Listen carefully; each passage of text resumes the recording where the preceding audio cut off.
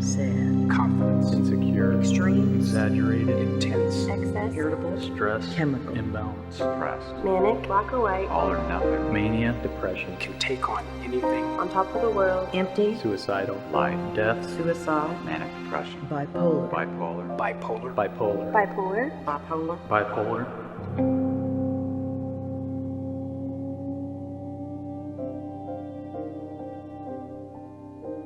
Could you give me a general explanation of how you felt before you were diagnosed? Oh, I was kind of on a roller coaster, the ups and downs really, they really were my life, ups and downs, constantly. Like I was living in hell. Nothing made much sense. My behavior was terrible. My vocabulary was terrible. My feelings were always anger. And the hard part about it is that when I was angry, I didn't know why. Pretty confused, angry, really oblivious to the disorder. It was just sort of like I knew something was wrong. I knew that I wasn't normal, but I couldn't quite pinpoint what it was. There were just ups and downs that were really extreme. And from a young age, I can remember having issues with depression or issues with lashing out. And I just didn't really know what was wrong. I just kind of tried to write it off like I was crazy, or if I ignored it, it would go away. Before I was diagnosed, I dealt with a lot of, when I was younger, probably in junior high, I would get really paranoid and anxious for periods of time, and I would ask my parents, like, there's something not right with me. There's something not right. And they're like, oh, it's nothing. So,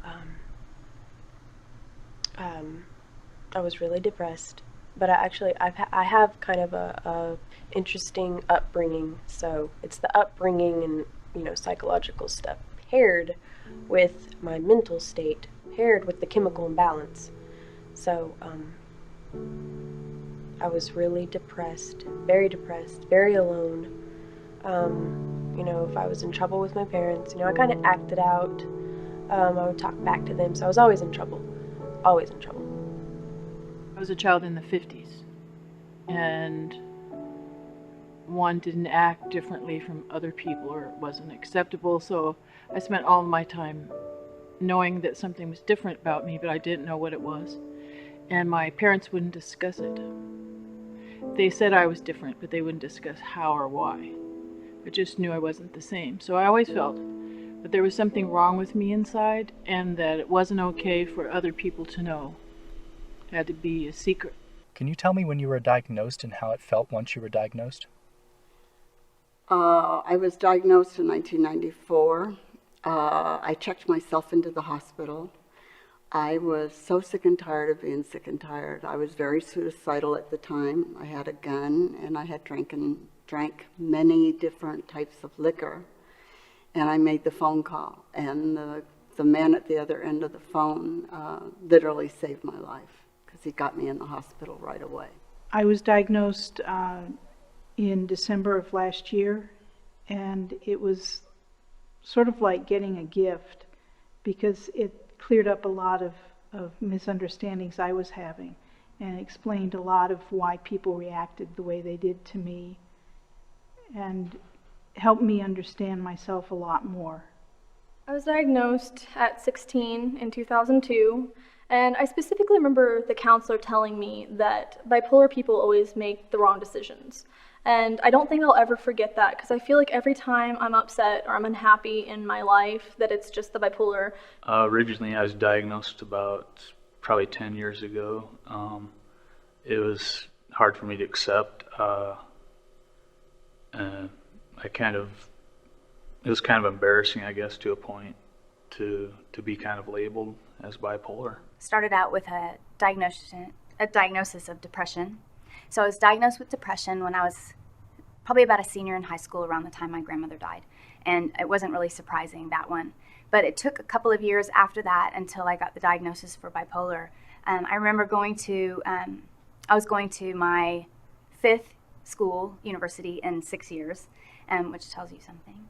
And I remember going to see the psychiatrist that they offered through the school, and I had this drawing that I had made, and I took it to her, and it was, you see people do the ups and downs that they have, and I said, I have these ups and downs, but at the top it does this, and at the bottom it does this. So I had this drawing that looked like waves, and I showed it to her, and I said, this is how I describe what's going on with me. Can you tell me what it is? And that was when I got the diagnosis. And it felt like a relief, because I knew something was wrong with me. I could feel it, I knew it, but I wasn't sure what it was.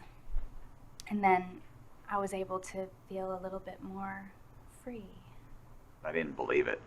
I just didn't believe it. I said, that doctor's crazy, not me. And a year later is when I did realize that there's something going on, and I had a second episode a year later that was severe. And it's actually the son of the initial doctor who did the correct diagnosis. And at least in the hospital, I had another doctor diagnose me as bipolar manic depressive at the time, but I didn't believe that either. And the third doctor, the son of the first, he diagnosed me, and it started to sink in that maybe I am bipolar, maybe I am manic depressive, and I resisted against it. I didn't want to be. So I was trying to figure out ways to fix it or solve it. So that was my initial reaction. Once I started seeing doctors about it, it made a lot of sense, but it added a lot of confusion.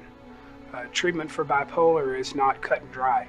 The medications aren't very predictable in some cases, and you never know quite what you're going to get when you start a new treatment program. When I first was diagnosed, I was relieved. I was like, okay, there's something we can do about it. I was diagnosed when I was 18 after a very significant, severe manic/psychotic episode, and I freaked out. I freaked out. I first of all, I was traumatized by the episode, period. And then finding out I had bipolar disorder, I just freaked out. I thought that, no guy's ever going to want to date me. I'm going to have to be on medication. I'm going to be judged. I'm not going to be able to fulfill the dreams and goals that I want in life because of this. I felt it was going to be a handicap. And I definitely initially freaked out. I was diagnosed at age 14. At least, I'm pretty sure it was about 14. Yeah, it was, and it was really, really hard hitting because of what happened during that time period. So, yeah, it's not easy to get diagnosed at an early age like that. At the moment, I don't know if I felt anything, because I was numb. I had a numb thing going on anyway. And when he told me that, I didn't know what it was. And so after he explained it, then I was afraid, because I realized I wasn't the only one in the family who had it, and it sort of explained a lot of things about my family, and then I thought I was going to be just like them, and that scared me. But on the other hand, there was treatment for it, so that made me feel good. There's some kind of treatment to make a lot of the symptoms better. So it was kind of a mixed thing. And at one point, the nurse asked me how I was feeling, and I said, I'm not really sure. I said, I don't feel real happy, but I don't feel real sad either. And she says, well, that's normal. Did you tell any of your friends, family members, or partners? And if so, how did they respond? If not, why not?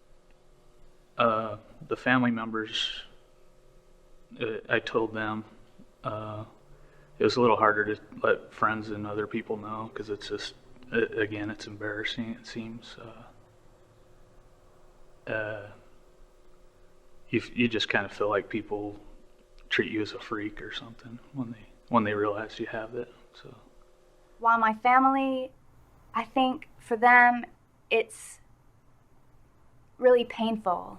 You know, for my parents, they can't do anything about it. They can't do anything to help me. I was adopted, so there's no way to really track it back. And so in some ways that was hard too, because I felt like saying sorry, maybe you got a lemon. But I'm not shy. And if someone doesn't understand, I'm really happy to talk to them about it. But it does cause destruction. I'm very apologetic for the destruction. But it's just who I am. It's what's going on. As time went on, and as I would get into different social environments, I found myself embarrassed and not wanting to tell anybody that I was bipolar or manic depressive, simply because it's just not easy to deal with. The reactions or the preconceived notions or prejudices are not easy for me to deal with after the fact, because you never know how somebody's going to react.